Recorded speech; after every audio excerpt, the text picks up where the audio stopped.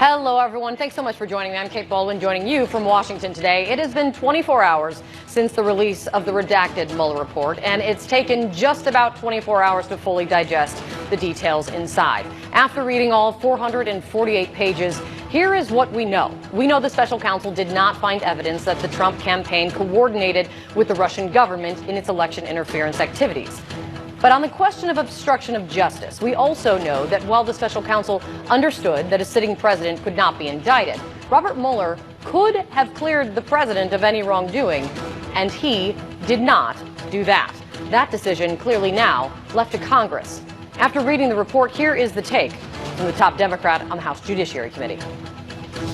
Based on the reading 188 pages of evidence or so on obstruction of justice, do you believe the president committed obstruction of justice? I believe he committed obstruction of justice, yes. CNN's Manu Raju is on Capitol Hill with much more. So, Manu, Chairman Nadler, he's not just talking, he's demanding more, and he's demanding it pretty much right away. What do you know about this subpoena that he issued just this morning?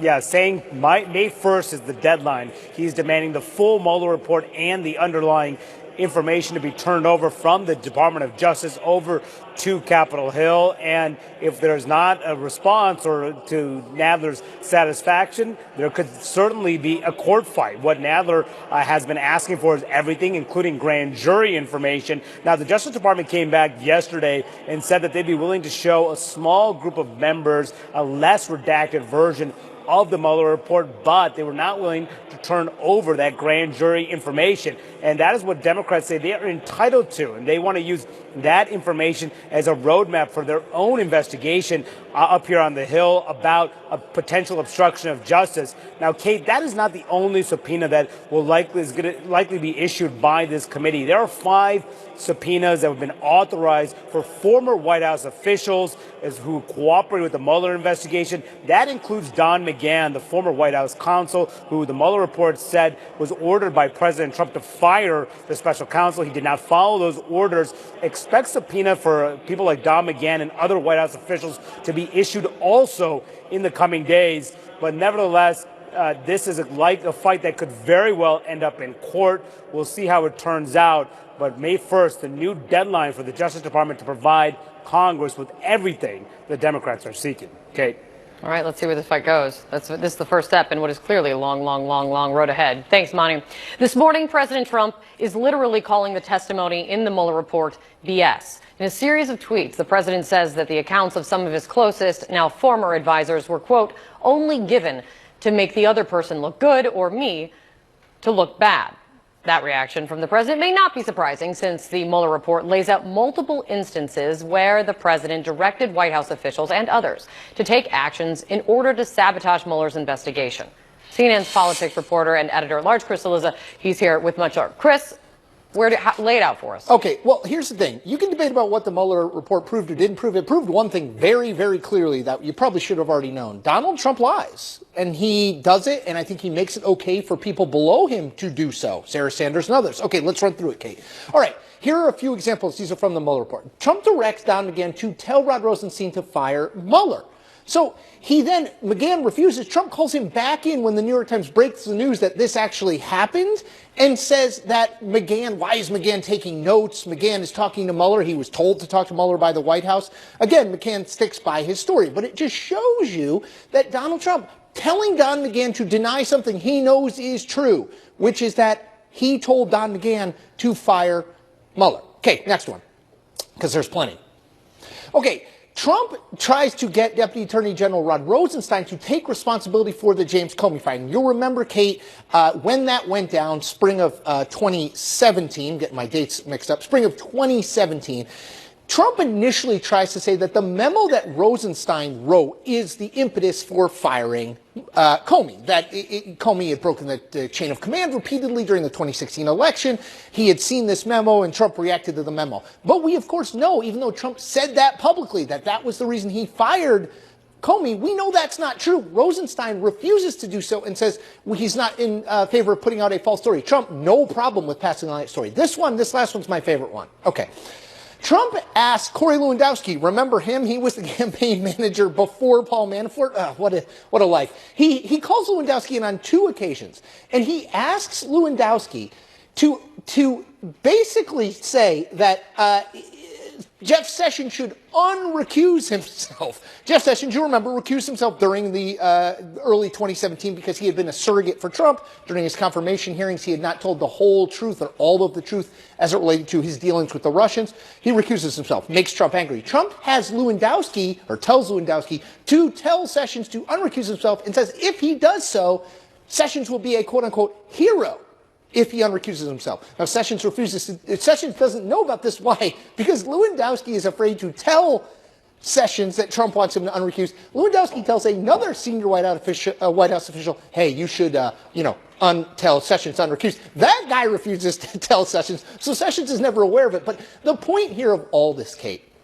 Donald Trump is someone who is totally and completely comfortable not only not telling the truth publicly, but pressuring and cajoling the people who work for him in the White House to do the same. And in some instances, like Don McGahn, the resistance to following the president's orders may have actually saved Donald Trump's presidency. Kate, back to you. May have been the one and only thing here. Great to see you, Chris. Thanks for laying it out. I really appreciate it, man.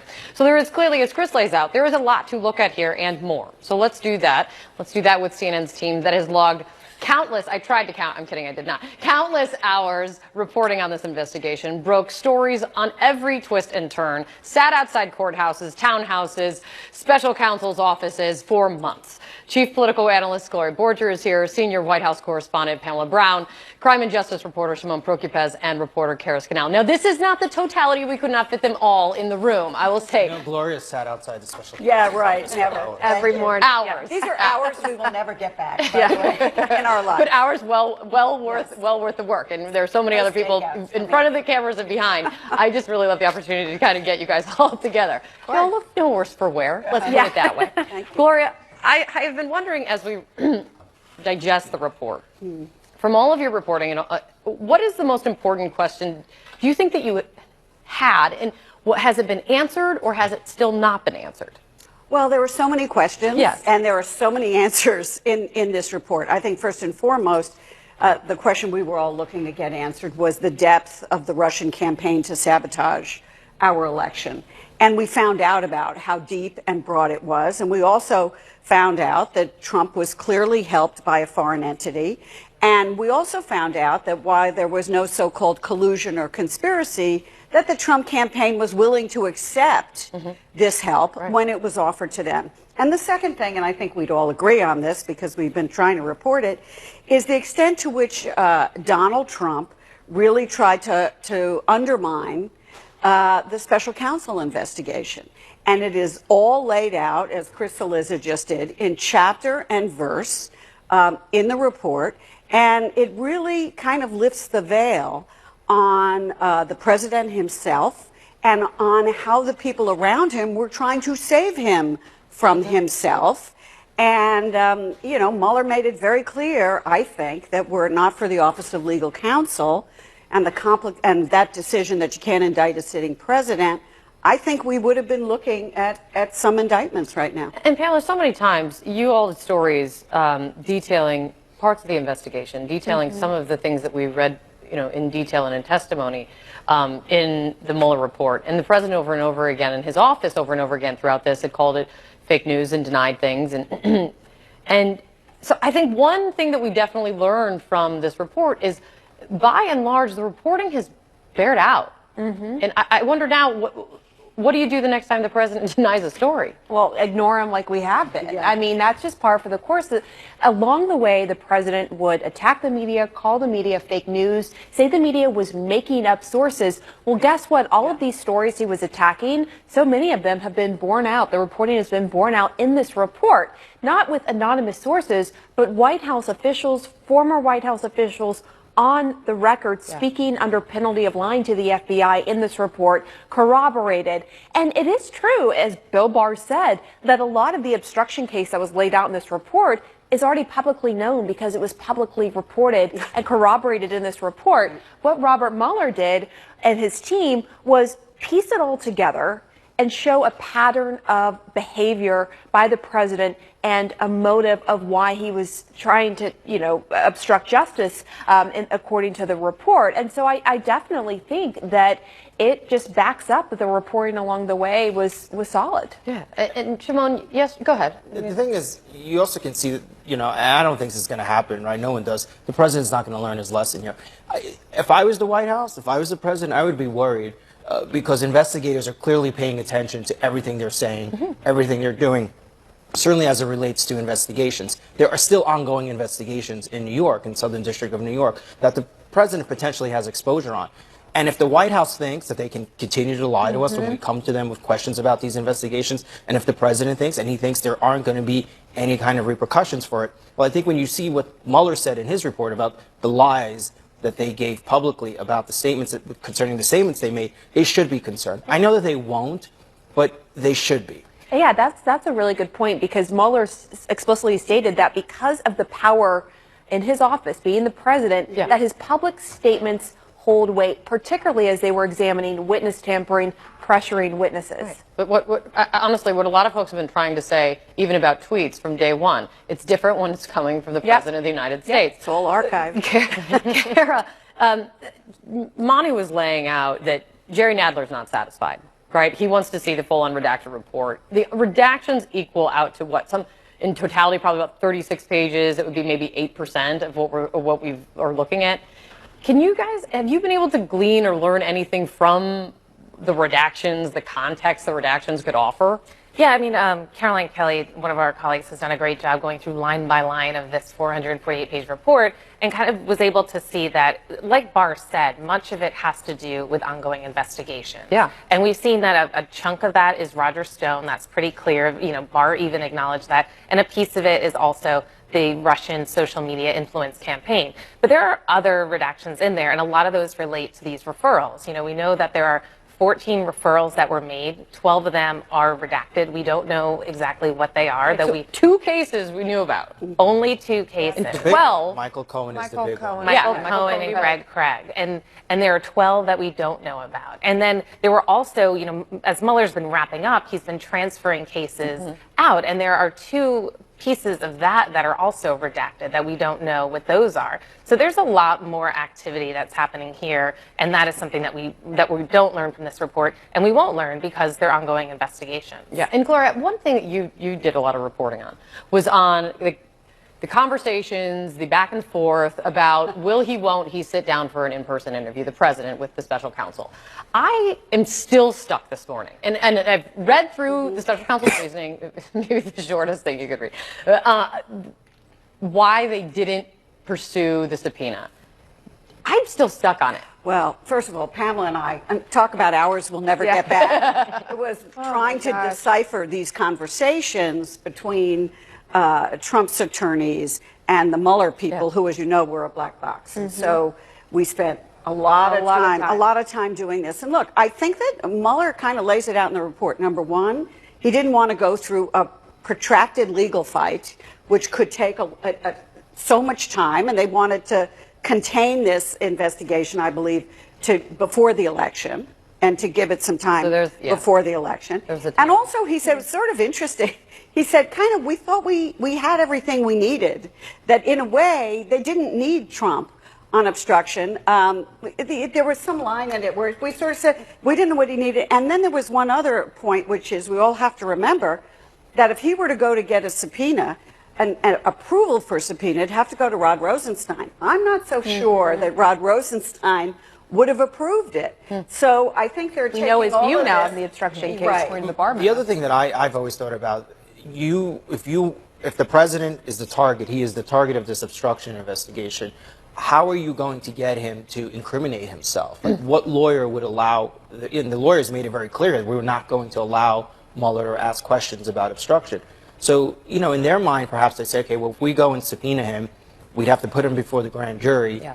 He'd have to take the fifth before the grand jury. So what's the point? And besides creating an entire firestorm, the fact that they have subpoenaed the president. The only thing that sticks with me is, like, if you want to get to intent or state of mind, there's no better way than to sit face to face with somebody. What was interesting is they addressed this in the piece, because I'm like you, was really curious to learn about that. And they said there was a line in there about how there are several obstruction cases where, the prosecutor didn't sit down and interview the person who Right. was the target, you know, and they seem to lay out what they believe to be the intent here, why the president was acting out, because the FBI may have uncovered information the president perceived as a crime or could be personally or politically damaging, which contradicts what Bill Barr had laid out, this picture of a sympathetic figure who was just fighting back on an investigation he believed was a hoax. So I think there are definitely competing views of why this started. I think anyone who obstructs justice begins with being frustrated. Yeah. So one thing, too, really quick, I know we have to wrap up, is Mueller also did an interview Don Jr.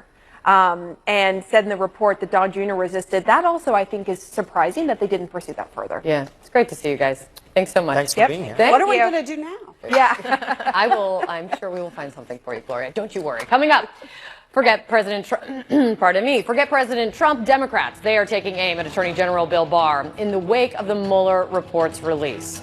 Is the Attorney General playing politics? What does it mean going forward?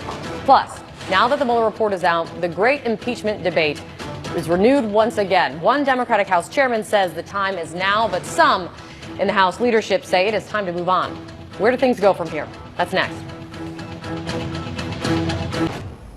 President Trump isn't the only person facing real and renewed scrutiny today following the redacted report's release. Attorney General Bill Barr's credibility under question today as well after his news conference yesterday, a news conference that he held specifically and obviously precisely and intently before anyone could read the report. The White House fully cooperated with the special counsel's investigation, providing unfettered access to campaign and White House documents, directing senior aides to testify freely, and asserting no privilege claims. And at the same time, the president took no act that in fact deprived the special counsel of the documents and witnesses necessary to complete his investigation. And now, of course, we know that the Mueller report tells a different story than that. Not only did the president refuse to sit down for an in-person interview with the special counsel, an interview that Mueller requested, but also Trump's written responses to the special counsel, the special counsel considered them incomplete. More than 30 times he said that he couldn't recall, couldn't remember, or couldn't recollect information that he was asked about. Does this mean anything now for the Attorney General of the United States? Joining me now is the former federal prosecutors and CNN legal analyst, Ellie Honig and Shan Wu. It's great to have you guys here. What's your take now, Ellie, from a prosecutor's perspective on Bill Barr? From the 4-page memo to the press conference yesterday, and then comparing that now to the redacted report. I think Bill Barr's credibility and independence are in the trash. I really think he's done lasting. I do. I think he's done lasting damage to himself and the Department of Justice. And it starts with, I think, the biggest move that he made was when he intercepted the obstruction of justice question from Robert Mueller. And I think he was a little sneaky about how he did that, because in his 4-page memo, he says, well, Mueller didn't decide, which leaves it to me as Attorney General. And now it turns out Mueller didn't decide for a very specific reason, because the memo, the DOJ policy said you cannot indict the sitting president. And it seems quite clear, and this is something I'm looking forward to seeing Robert Mueller asked about, that Mueller intended to say, Congress, now it's in your court. You decide what to do. That was a huge game-changing decision by Barr. And then we even saw smaller examples. The clip we just showed, he's going out of his way to make excuses and arguments that don't hold up and were really contradicted flatly by Mueller's report. Shan, is there something in between Barr doing political spin as an appointee of the president and an honest difference of opinion on legal analysis? Well, there would be, but I don't think that's the distinction that Barr's doing. I mean, the only thing that is transparent, the way Barr was promising to be transparent, the only thing that's transparent is how biased he is. And I have to agree with Ellie. I mean, I think his performance is really unconscionable. If you look at the legal analysis, certainly, you can look at that. And Barr, of course, had this audition memo that he put out, his idea of what can be obstruction, the president can't be indicted for it. And he didn't mention that at all in the summary, didn't mention it at all in his press conference. And if you read the report, the special counsel's office does a very beautifully written, crafted analysis of the obstruction, and they completely repudiate Barr's analysis. Let's get to that, actually, because there are a few. I want to go to, if I can get to some areas of legal language to have you guys decipher. This one on the special counsel on obstruction of justice. Here's what they write. If we had confidence after a thorough investigation of the facts that the president clearly did not commit obstruction of justice, we would so state. Based on the facts and applicable legal standards, however, we are unable to reach that judgment. The evidence we obtained about the president's actions and intent presents difficult issues that prevent us from conclusively determining that no criminal conduct occurred, and accordingly, this is the one we knew, while this report does not conclude that the president committed a crime, it also does not exonerate him. Why is he laying it out this way? Wait, it's like a triple negative. He says, well, if he was clear, we would tell you. Right. And we're not saying anything. But I think what he's trying to do is work within the confines of the DOJ memo, the policy against indicting a sitting president. He says it earlier. He says basically it would be unfair for us to, we can't indict, but say we would indict when there's no mechanism for the president to defend himself as a normal defendant would in the court of law. And so it's almost like Mueller sets up this thing. There's only two options. I will tell you no good, he's clear, or I will tell you it needs to go to the next step, which logically here can only be Congress. I'm going to jump ahead just for the control room to the an interesting footnote, Shan, that I wanted to get to, because footnotes is where all the interesting stuff comes out. And here's what it says. A possible remedy through impeachment for abuses of power would not substitute for potential criminal liability after a president leaves office. It goes on to be written, impeachment is also a drastic and rarely invoked remedy, and Congress is not restricted to relying only on impeachment rather than making criminal law applicable to a former president, as OLC has recognized. This means what? Are they suggesting that this is not over once the president leaves office? He's suggesting that one possibility is we've preserved the evidence. He also says that they want to preserve it while memories are fresh. Preserve documents, preserve grand jury testimony, that's the memories. And after he leaves office, he can be indicted. It's a little ominous. Yeah, no, absolutely. He's been very clear what his intention was to tell everyone what can be done. And he set the stage for that. Yeah, I think it's a little ominous. I think it's a little bit of suggesting, hey, when this president's out of office, if there's a charge there, go at it. And I think the counter to that is let's watch. I also see a possibility he didn't have to say that at all. Right. Like he didn't have to leave. He didn't have to put that in. Yeah, right. I think when you read the entire report, it's really, I think they look back to the old Watergate blueprint put forth that way. And that's what they did here. And the analysis on obstruction, he also lays it out for Congress to say, it's okay, you could make this criminal referral. It's okay, you have a constitutional mandate to look into this. Yeah. And there's no problem constitutionally from their analysis. Yeah, fascinating. Guys, it's great to see you. Thank you so much. Really appreciate it. Coming up for us still, the heated debate among Democrats on whether to pursue the president's impeachment. Some want to move on, others want to act now. That debate, that's next.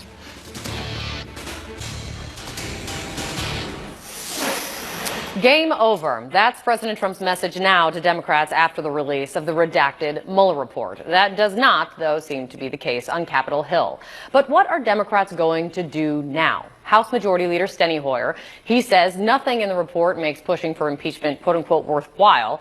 But a top House chairwoman, Maxine Waters, she says this: Congress's failure to impeach is complacency in the face of the erosion of our democracy and constitutional norms. Congress's failure to impeach would set a dangerous precedent and imperil the nation. Joining me now, CNN senior political analyst Mark Preston. He's here. Again, what do Democrats do now? I think that is maybe other than exactly what do you think happened in the report and how is the White House going to answer to it, this is the question. What do Democrats do?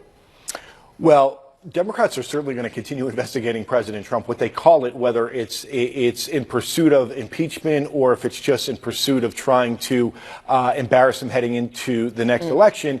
It's probably more the latter. The problem right now, though, is as you note right there, is you have Steny Hoyer, surely Nancy Pelosi, others have said, listen, like impeachment is going to sidetrack us. It becomes too political.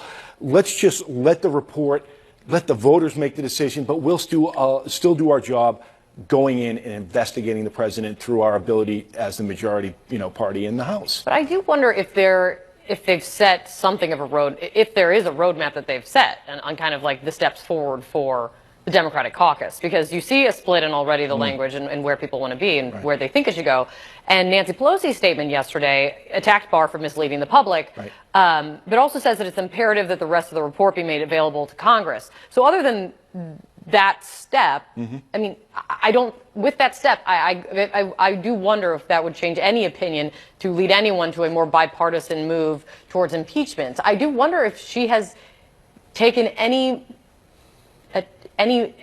steps to lay out a roadmap for Democrats on what they should do here. I don't see it. Well, no. It's certainly not how to get over this hurdle right now of impeachment. But if you go back to how they've handled it so far and have been able to at least hold the base back from being so vocal on the issue of impeachment, they've been successful so far. The base has been very loud on some other issues that have been very problematic for Democrats as a party as a whole. But she is going to hold a call on Monday. She's going to have all her House Democrats are going to be on this conference call. I can imagine it is going to be raucous. But at the end, I think we're going to hear what we heard Steny Hoyer say and say, let Jerry Nadler, let Richie Neal, let Maxine Waters, let these chairmen and chairwomen of the House of Representatives do the investigating that Congress is allowed to do. Yeah, but I mean, is it just an observer of Congress now? Right.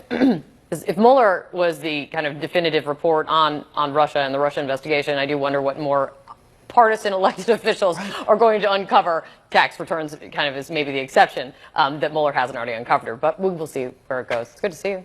Good to see you. So as Mark and I were talking about Speaker Pelosi also says that Congress will not be silent on the Mueller report's revelations. But what exactly does that mean? We're going to ask a top Democrat in the House next. The Mueller report is not the first time in history that investigators have detailed misconduct of a president. Reports that total, thousands and thousands of pages, multiple volumes, and chronicle some of the darkest moments of the American presidency. John Dean was witness to one of those as the former White House counsel to President Nixon. And here is how he puts the Mueller report in context. What I did is I looked on my shelf for the Senate Watergate Committee report. I looked at the Iran-Contra report. I also looked at the Ken Starr report, which is too big to bring to the set here. It's 4 volumes, over 2,000 words. And I've got to tell you, I've read all those, and in 400 words, this report from the special counsel is more damning than all those reports about a president. This is really a devastating report. But with no action coming from the Justice Department, what is Congress to do? House Speaker Nancy Pelosi has said that Congress will not be silent. But what will they then say?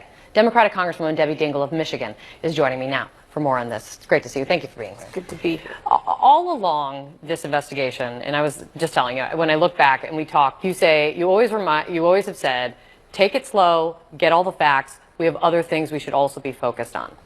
With the redacted Mueller report out, where are you on this now? Well, I read it last night. I want to go back this weekend and read it more in depth. Yes. It clearly bothers me. I mean, I didn't sleep last night, not just because I was reading the report, but things that are in it are deeply disturbing. But I think the fact of the matter is Congress has a very serious responsibility for oversight. I think the House Intelligence Committee, the House Judiciary Committee are going to continue to do that. We'll have a discussion as a caucus on Monday. Things in there are very disturbing. But I also think we've got to remember that the American people are worried about a lot of other things, so we've got to do both.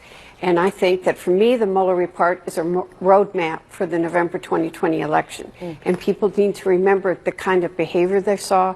The fact that, by the way, all of us need to be concerned. Nobody can deny that Russia tried to interfere in the 2016 election, is clearly trying again. And those same things are there, Facebook, et cetera. How do we make sure people aren't manipulating Russia's wanting to be involved to their benefit? So I think we got to have oversight. That's a clear responsibility, but we also got to get about lowering prescription drug prices. Do you think you will learn more from an unredacted, if there were no redactions? Do you think it would change anything? Because that's the next step that I'm hearing from Jerry Nadler, issuing a subpoena for the full report. I really want to hear is Mueller come to the Hill and tell us what he thinks. You know, there are clearly disturbing things in there. He doesn't have evidence that there was, but he can't say that he's not guilty either. You know, there's a lot of to the line, but back from the line. Yeah. It's disturbing.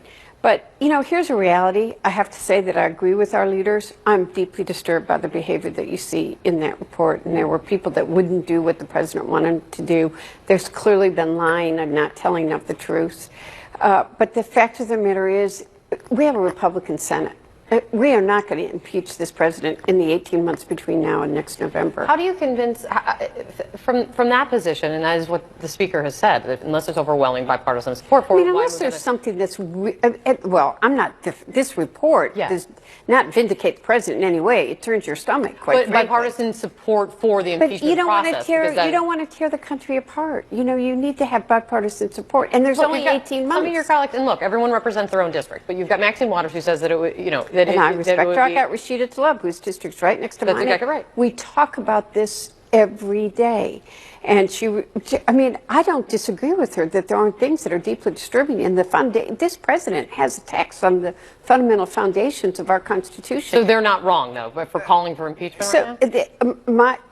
They've got their view. I think that it's not going to accomplish what we would accomplish, and we know the Senate's not going to do it. We can keep getting those facts, but we can't let it sidetrack us from worrying about that canister, that asthma canister that's costing $700 and hurting the working mom. To that point, look, you represent a district in a state that Trump won, and you always talk about what your constituents are telling you. And what is when you say this is the report lays out something of a roadmap for 2020,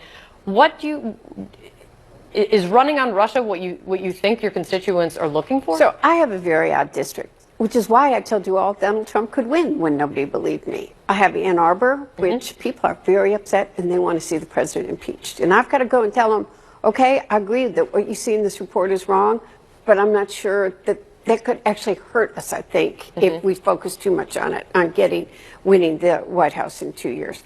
I have the Muslim community, largest population of Muslims that have been upset since this president has been elected and are even more upset right now. And then I have the downrivers, which are working men and women in the auto industry who want us to care, who are worried, but everywhere I go from Ann Arbor to downriver, they're worried about prescription drugs. They're worried about pre-existing conditions. They're worried about fixing the blank roads. In Michigan, we use the word, but I won't use it on air. And they're worried about that.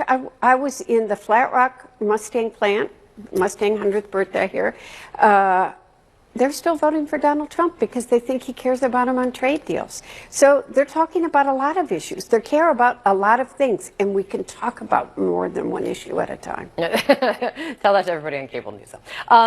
With that. And we need to talk more about the Mueller report on cable news. You need to get out there and get in the ground and hear how people are scared to death. Okay, but to that point, do you see a reason then if there's not bipartisan support for the impeachment process, and obviously Mueller has something of the definitive investigation into Russian interference and any evidence of obstruction, do you see any reason then for the Judiciary Committee, the Intel Committee, other committees to continue looking into the threads from the Russian investigation? We need to make sure that we're getting all the facts, and I don't hear even Republicans denying that Russians tried to interfere in our election. I think some tried to use it to the benefit to help Republicans, and I hope that we will not do that going into 2020. I hope everybody's going to work together to make sure that the Facebook situations, all those situations that enabled Russia last time, we're going to try to make sure they can't do the same harm that they did in 2016. Do you think, in the end, Bob Mueller left this to Congress to decide?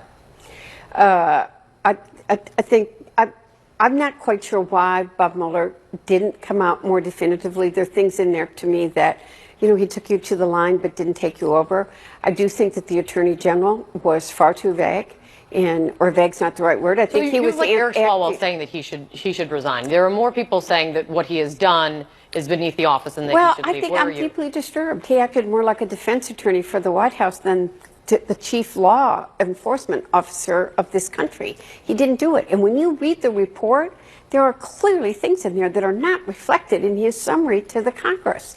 So, you know, I think that we have very good chairs of our committees in the House. They're going to investigate. They're going to ask more questions. The Attorney General is going to come to the Hill. He's got to be more accountable for things he said. I think they're going to ask tough questions, and they should. And I think Mueller's coming to the Hill and giving us his unvarnished opinion or his unvarnished interpretation of that report is useful to the entire American people. Do you open the possibility at all, after you hear from Mueller, that you would get to a place that you would say, I'm going to sign on to the If Mueller were to say certain things, if Mueller were to say that he felt that the White House crossed lines, then I think we would, even though I think it would be very, very difficult to even get it done in 18 months, that we've got to send a strong message. We have to protect the fundamental principles, the fundamental pillars of our Constitution. We have to remember that this democracy, my husband wrote, we're at a precipice. We all need to take responsibility for protecting this democracy. That means all kinds of ways, from bringing ourselves back together, remembering united we stand, divided we fall, but we can't let people attack some of the very fundamental pillars: freedom of religion, freedom of speech, freedom of press, letting foreign countries come in, our national security. We got to all protect those. Congressman, thanks for coming in. Thank you. Great to see you here. Thank you so much. Really appreciate it. Good to see you. Thank you. Coming up for us, this just into CNN, former Vice President Joe Biden is set